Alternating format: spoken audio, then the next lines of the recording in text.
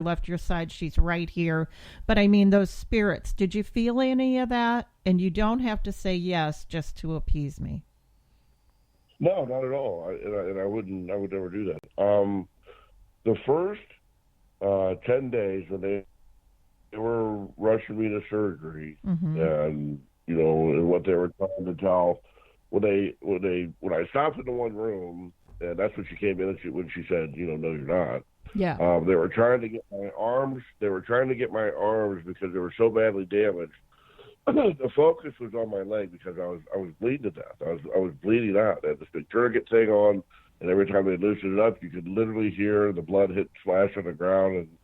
And they're trying to put these big air balloon things on my arms to hold me stable, just to get me into surgery. But for 10 days, it was a blur.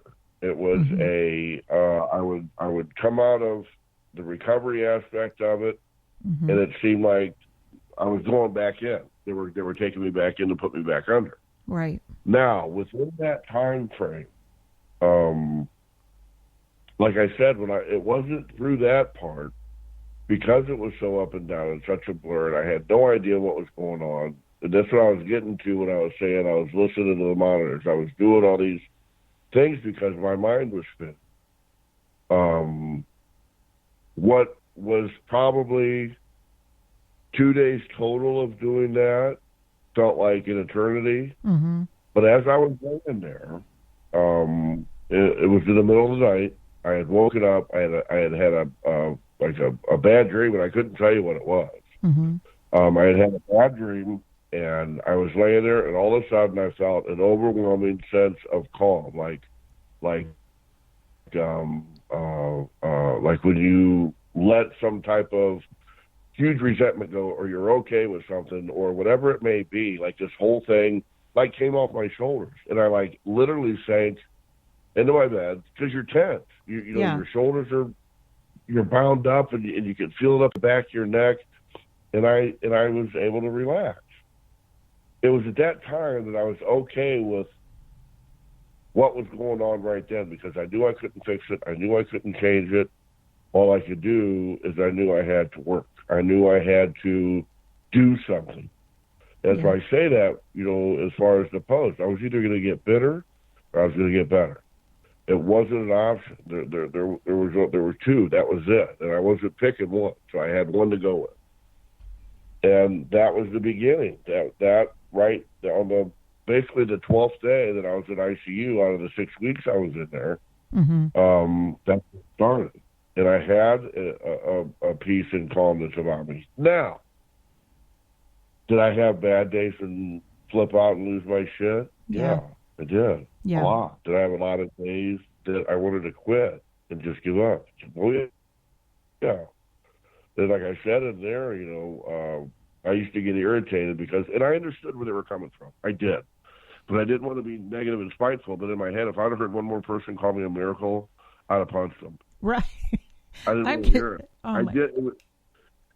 It was that state of mind. How am I a miracle? I'm stuck in this bed. That was my thinking process. Because I wasn't looking around what was happening. I wasn't looking around at what was going on, that all these people cared about, loved and supported and were there. That's what kept me going. That's what kept me working harder. And it wasn't just friends. It was the nurses I had. It was the physical therapists I had. They did not tolerate. They did not.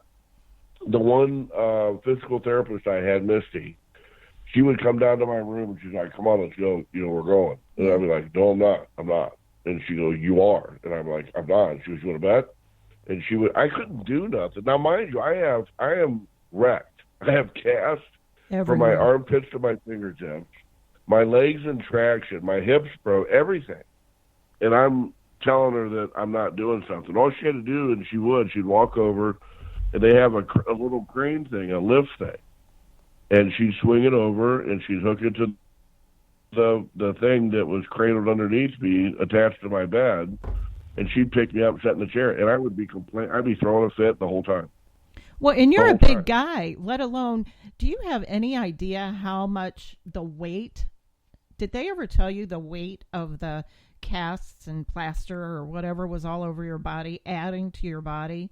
I mean, was that like an extra 100 pounds? Probably. So if this woman is coming in and saying you're doing this and you're saying no I'm not, you're already a big strong guy, and then you've got all this, I'm just imagining all this equipment tied up to you, all the monitors and everything, and then these casts. And what blows my mind about everything that you're telling me is it sounds like you were awake. Like you're alert. So it's not like you were just zoned out on a bunch of meds. Now they had to have the meds for you for pain. And I'm going to interject this right now. Being the recovered alcoholic that you were, I know that you guys were very concerned about the medication and that it would put you back into relapse. Right. Well, during the only time that I would take a narcotic medication, I didn't take it; it was administered to me. Is just after a surgery, they would do it to keep my blood pressure down because it was spiked so high. And you come out, it's not like they put you under and gave you a couple of stitches or you had a tooth pulled. Like when they did my leg. They literally, the rod in my leg, they pound it in with a sledgehammer. They take your kneecap off and they drive this thing in like a nail. God. All the way up your leg. So you can only, the pain, and it's weird because I sit there and say, I don't forget what the pain actually felt like because I remember how I felt. Like you would shake. It was almost comical. You'd almost start laughing. Like it was past like somebody crying or hurting that bad. You'd almost just laugh like, ha, this is not even funny. And you're sweating. Yeah. But like I said, these people that I had in my life, some are still here, some aren't. Oh. And I'm forever grateful for that chapter of when and why they were there at that time. They were meant to be there for that time period and on to the next. But I still have a majority of those people still with me. But that's what it took for as simple as a calming voice going, you're going to be okay, or a hand on your head, or whatever it may be. That's why the whole point of the post, like I had put earlier, wasn't about necessarily remembrance of the accident itself. Yeah. But my God, this hatred that's going on right now is disturbing. This hatred and spewing venom, and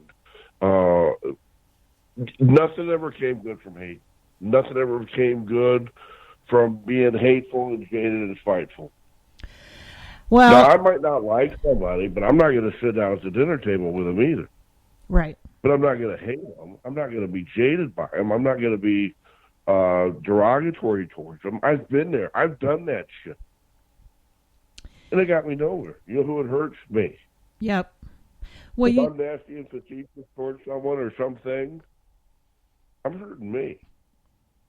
Well, there's something that I want to bring up, and I just received a text, and I want to make sure that people have an idea of, you said you were an iron worker, but that's very lowercase. You were an iron worker, capital letters, and you loved your job. You were a goofball that got on the top of, these ridiculous heights to you guys built buildings.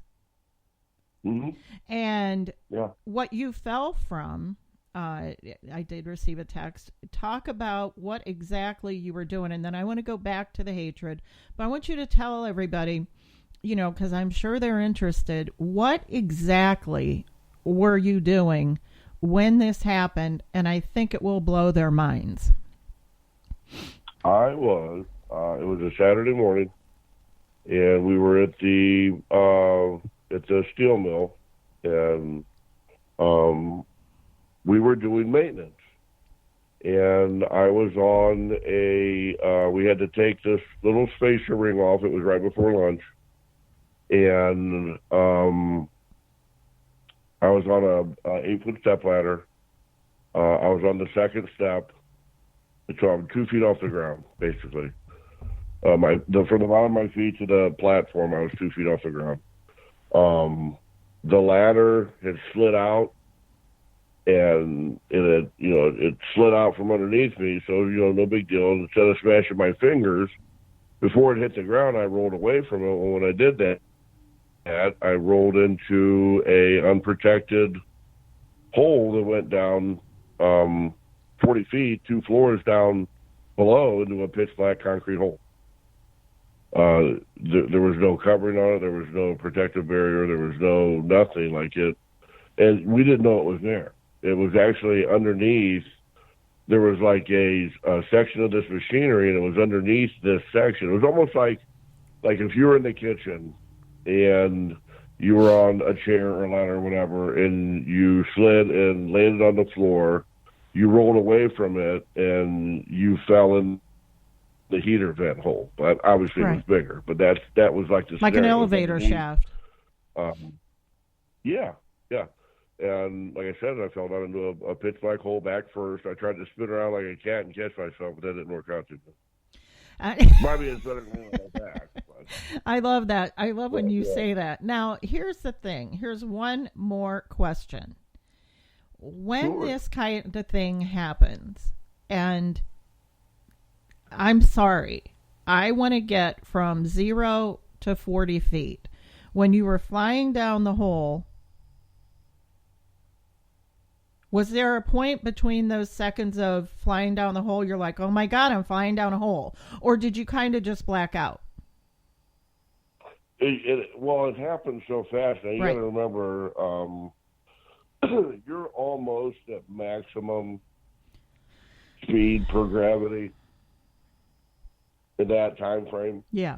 You're basically, I probably hit the ground doing 160 miles an hour, basically, about how fast you're able to fall. It's 40 feet per second, so. Oh. I was on the ground in less than a second. So it's that quick. It's just boom.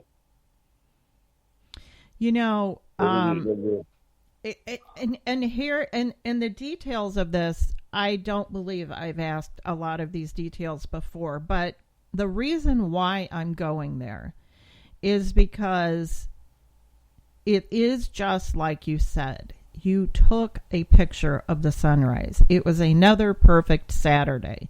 I am reminded it was October 1st, just like today is absolutely gorgeous. And we all get up and we all do our thing, and we had got these plans for the day. I'm sure you had plans. You said it was a Saturday. You got plans thinking about what you're going to do Saturday night. And we get excited, and especially when you're in the zone doing something as much as you mentioned that you love. And you always remind me of, and I don't know if you're familiar with him, but I want you and the listeners to be aware of someone named Inky Johnson. Now, Inky Johnson was a high school football player, and all he had to do was win 2 more games, and he was going to get a full ride to college to play football. He goes out, he's got, he's in the midst of the game, and he just absolutely clashed heads, fell to the ground, and like you, if they didn't do surgery on his shoulder, he was going to die. So what it is he now has this foundation. And he lost use of that particular arm, and he is very much like you, Todd, in saying that at the time, I mean, his story is insane, because when he talks about the doctor saying, this is what we got to do, this is going to save your life, but you're never going to play football again. And he goes on to say, look, you don't understand. My mom would come home from work, and she would put the headlights on the football field so I could practice. And this was going to be his life. This career, going from college to probably the pros, that money was going to pay his mom back, buy her a home, all these wonderful, beautiful things to pay her back for what she did for him. And it is an amazing story. but in a split second, doing exactly what he loved, which was playing